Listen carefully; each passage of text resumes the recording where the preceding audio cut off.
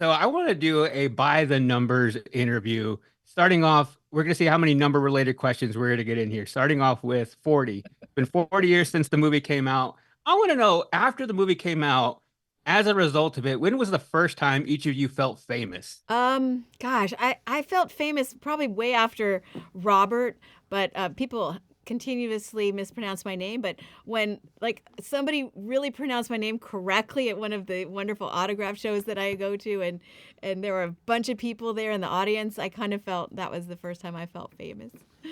I was in Milan, Italy, to receive an award for Best Supporting Actor or Ensemble. I can't remember which, for a TV series I was in.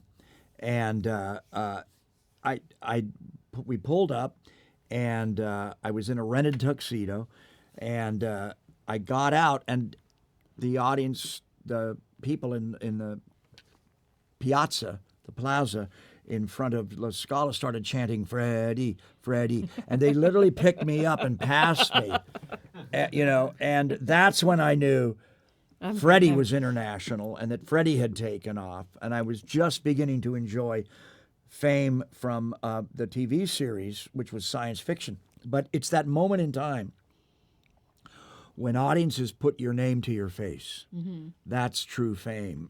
And for me, it was a combination of that, and I became an international actor overnight.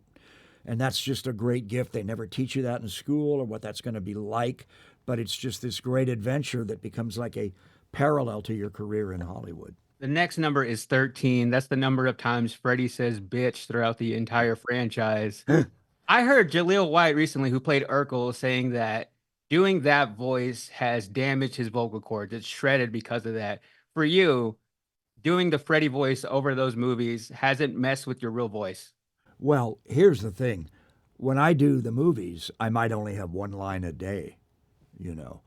When I do these junkets like I'm doing here with you, or when I do morning radio shows and things like that, they want me to talk like Freddie a lot. And if I'm doing a lot of those, I can hurt my voice. But playing Freddie, I probably only have one or two lines a day, if any, because Freddie doesn't talk that much. So it never bothered me. Urkel, he can't stop chattering. Yeah, he's talking all the time. That's the whole episode, the whole series. The next number is 32. The entire movie was filmed in 32 days. Heather, what was your favorite day on set? Oh gosh, the favorite day on set was probably the days I didn't have a big a big stunt or something. I know the day with Johnny when we're walking across the bridge in Venice, or the day with Amanda where we're at the party and we're first talking about Freddie. Those days were really luxurious because there wasn't a lot of tension acting and I could just hang out with everybody and have a great time. Most other days when we did do like the bathtub scene or chase scenes, all of those were really, you don't have a lot of time. You have to be on your mark. You have to know exactly what you're doing. A lot more pressure, a lot less time to hang out and just kind of have a great time on set with my co-stars. Any day when I'm getting the makeup off, that's happy. But I got the makeup off one day, and it was a couple of Freddy boogers hanging from my ears and underneath my chin. And Heather and I wanted to see the revolving room. And this was going to be the shot of Johnny Depp's bed exploding with all the blood coming out in a gusher like Old Faithful.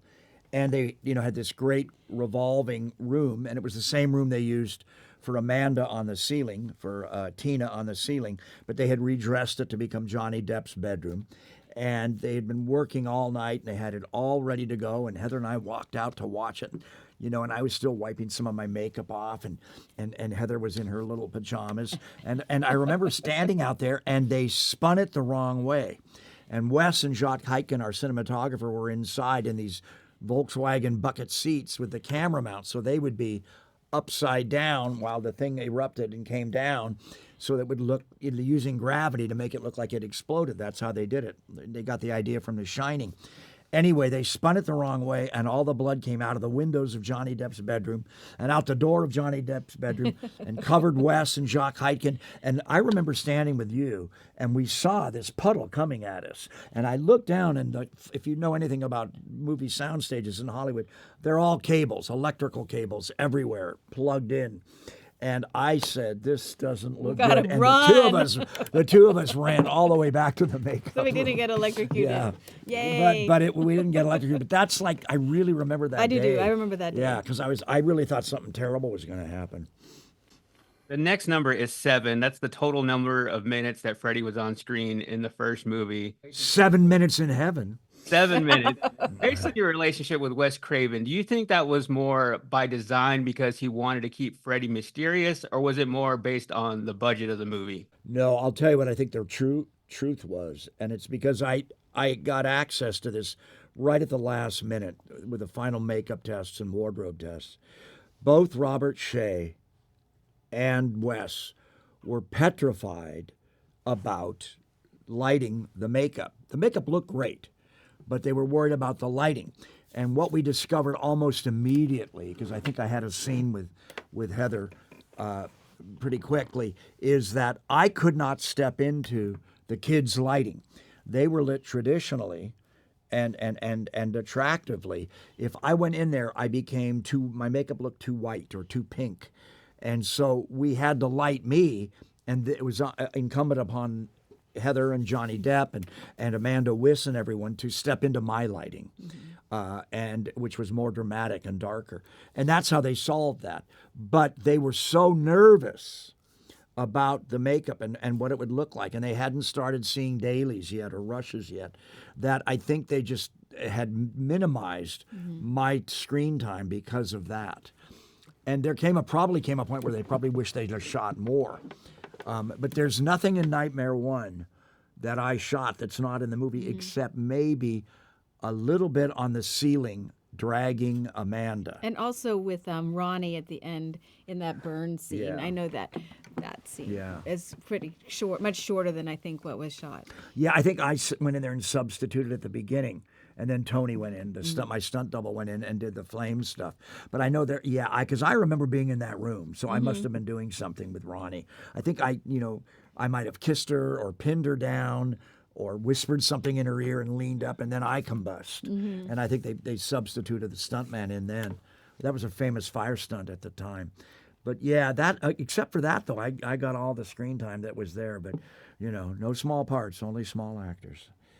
The final number is 79. That is the total number of kills Freddy has throughout the entire franchise. Out of this movie or out of any movie, what is each of your favorite kills that Freddy has done? Heather, what's your favorite? I have to say the most unique and disgusting kill was when he kills Brooke Thies in Nightmare 4, who's the cockroach, and she turns into the cockroach. And that one just is funny and disgusting and grotesque, and it's also one of my best friends getting killed besides. It's also very Kafkaesque. It's Kafkaesque. Which really serves the surrealism and the nightmare thing. I think I like the boy with the hearing aid in part. Brutal. In part 6, it's so politically incorrect, and I always like Amanda on the ceiling. Well, Amanda on the ceiling because is that's the so classic. disorienting. Yeah. And it's so unexpected too. The way it starts the movie, like you don't see that. No, she's the Janet Leigh sacrificial lamb. Yeah. That's why the lamb's in there in that school corridor.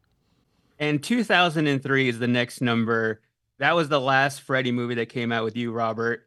When is the actual last time that you put on the costume? Have you ever just been hanging out in your house like, I want to feel like Freddy today?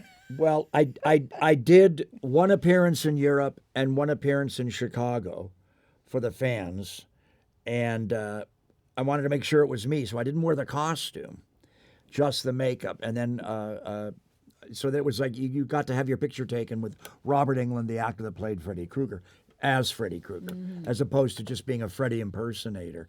And then I did do my agent's favorite TV show was The Goldbergs. And I got a beautiful 5-page letter from Adam Goldberg telling me this true story about how he had to watch the Nightmare on Elm Street movies next door at his neighbor's house. And I love that actress, Wendy, on that show. I've loved her since Reno 911. And so I wanted to work with her because she's so funny, and we worked it out that we wouldn't make too much fun of the Freddy character. We just balance him out. So I did finally break my rule and take Freddy out of the series and do that show. But it was the right show because it was a celebration of the 1980s. It was a celebration of Nightmare on Elm Street. It was a true story, and it was my agent's favorite TV show that he shared with his family. He and his family would sit down and watch it together. So I sort of had to do it for him. And finally, 10 minutes was the runtime of this interview. Thank you for making my childhood nightmare come true. Thank you. All Thank right, you so thank much. That you. was wonderful. A lot of math in that interview. Yeah, there we go.